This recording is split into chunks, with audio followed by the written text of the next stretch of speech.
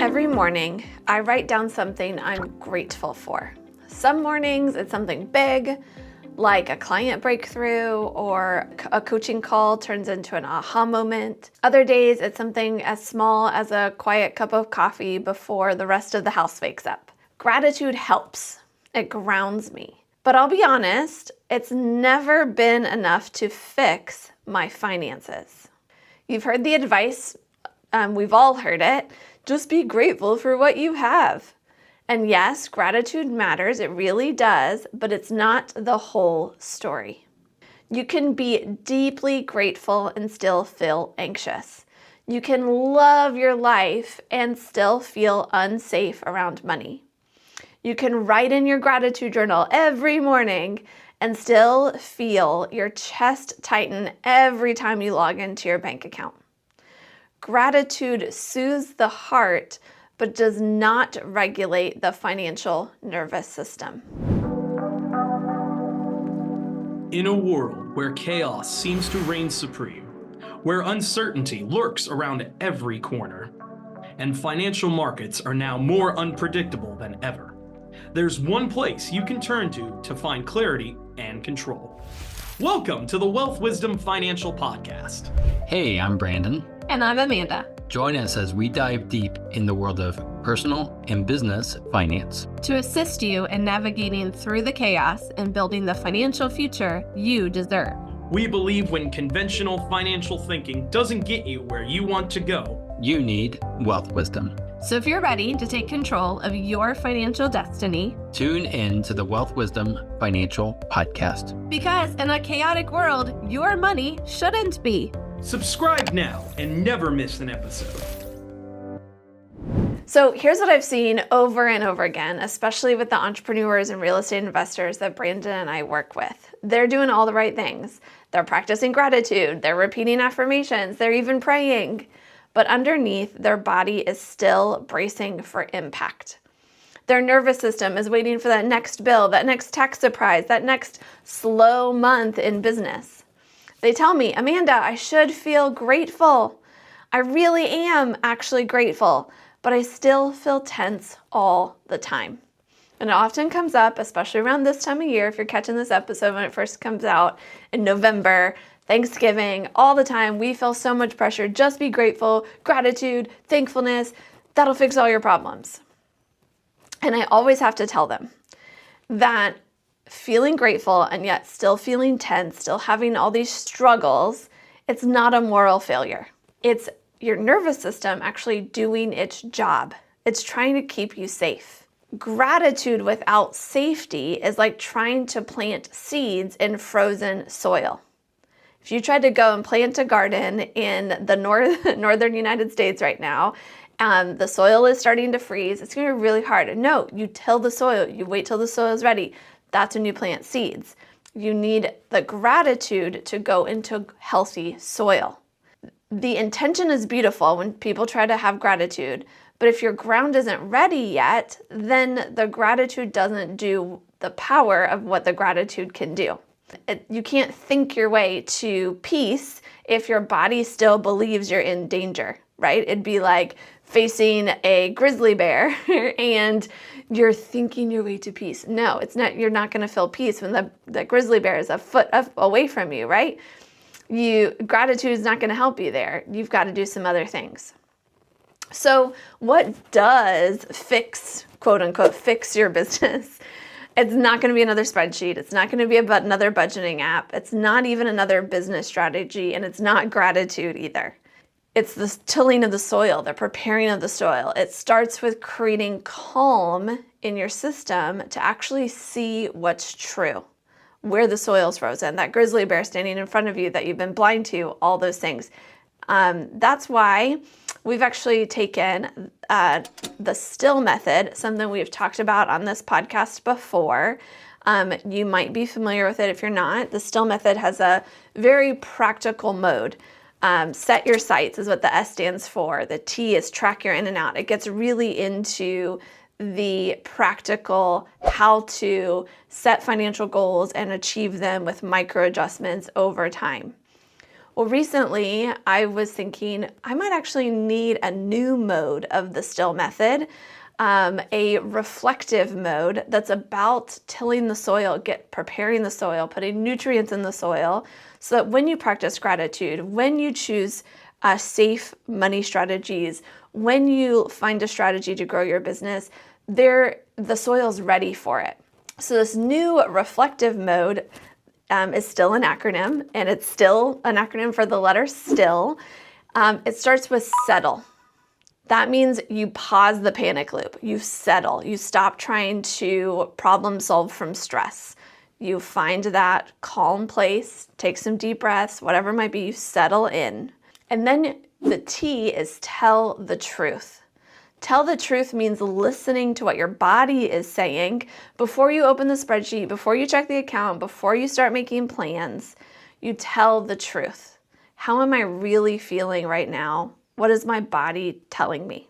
Then you investigate, like, okay, what does that mean? You ask lots of questions. You get really curious. It's the I, investigate.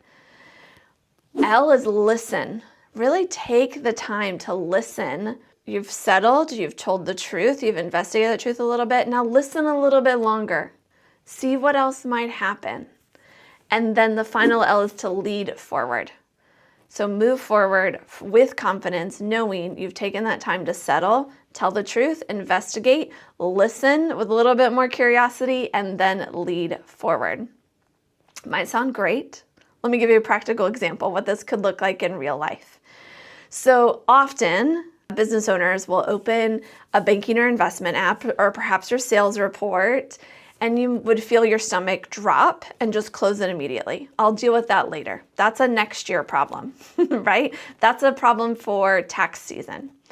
That moment isn't failure, it's actually feedback. Your nervous system is saying, hey, we don't feel safe yet. And until you address that, until you bring calm back into your body, every financial decision you make will come from survival, not strategy. So instead, you practice this reflective mode of still. Before you open the bank account, you find what's going to settle your nervous system. Whatever you're feeling that day, you can come to a place of calm and you settle. Then you tell yourself the truth. You are worthy. You've done things that lots of people would never do, right? You're part of the small percentage of people that actually open a business and keep it running for however long you've run it. Like you reinforce those things. You tell the truth to yourself. And then you investigate, okay, what is my body feeling right now? What am I feeling this truth I just told myself? Am I feeling something totally different? Why? What's happening? And then listen. Your subconscious probably already knows what's happening before you do. And that listening allows that to come forward. Oh, it's actually, you've done this, but this other thing is telling you this other message, and you need to cut that other thing out of your life. Something along those lines. This also could be a divine spark, is what you might call it, a memo from the head office, something that gives you an insight that you wouldn't have thought of otherwise, or is coming from your subconscious. Wherever it comes from, you're listening and waiting for that. And then you lead forward from that place. You do open the bank account or the investing app or the sales report. You allow those numbers to come from that reflective still session and feed from it, not stop that kind of thing from happening. So when you start practicing this, you're going to start to notice something. Clarity will start to rise naturally. You'll see what needs to change without shame filters. You'll get better and better at it the more you practice it. The first time will probably feel really weird and difficult, but the more you do it, you settle, you tell the truth, you investigate, you listen, and then you lead forward. The more times you do that, the more quickly you'll be able to do that. It'll be like counting to 10 or counting backwards from 10. When you get into a stressful situation, you can bring that back in and do it again. So this is the truth that probably most financial experts, they just skip all of this. The money problems aren't really the math problems that they keep them at. They're actually nervous system problems. And you don't fix overspending with shame. You don't build consistency with guilt. You build and you grow with safety. One calm breath, one clear decision at a time. So when the whole idea is this, when your nervous system feels safe, you can stop avoiding the numbers.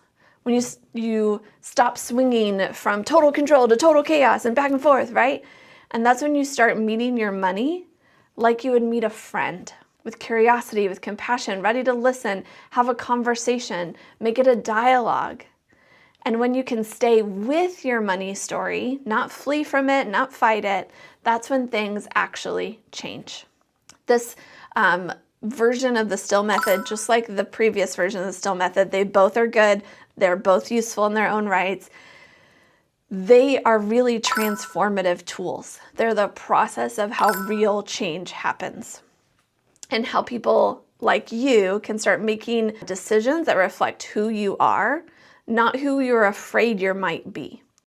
If you've been trying to feel grateful, but you still feel like you're drowning, please hear me on this. You are not broken. You're just running an old pattern that your body learned a long time ago, maybe even inherited when you were a child. Maybe you grew up in scarcity and your body still expects the other shoe to drop. Maybe your business had a few rough years and you're still living in recovery mode. Either way, your path isn't shame. The path forward is not shame. It's awareness. It's noticing. It's noticing what makes you tense up when you think about money. Noticing what brings you a tiny bit of calm. And that's where healing and transformation begin and continue from. And if you'd like helping see that pattern clearly, we've created a free tool called the Find Your Flow quiz or assessment. It takes about 3 minutes. It's going to show you which nervous system pattern is quietly shaping your financial decisions, or maybe loudly shaping your financial decisions, but you get to give it a name.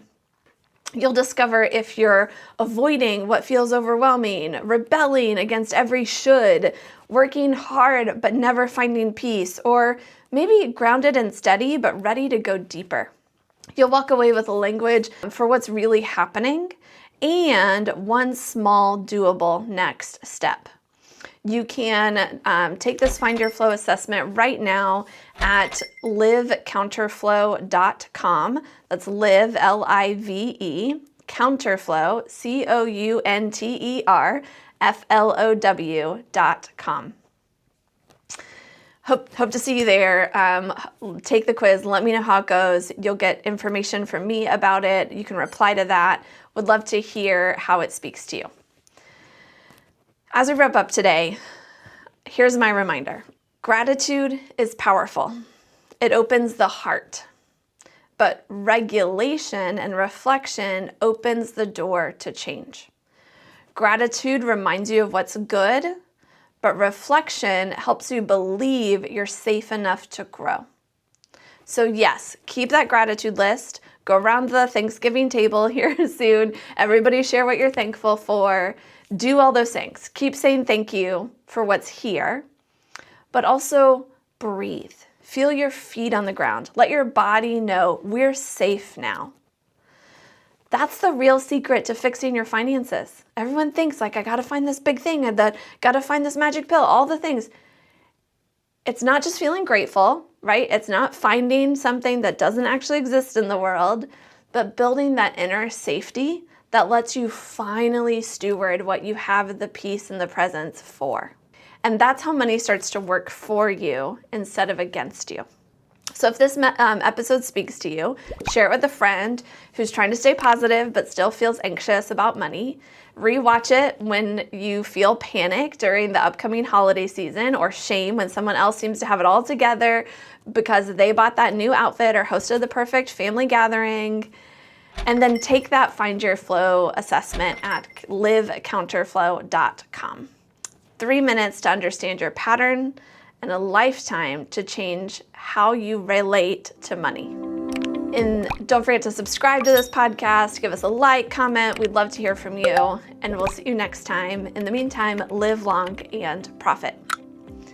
The topics presented in this podcast are for general information only and not for the purposes of providing legal, accounting, or investment advice.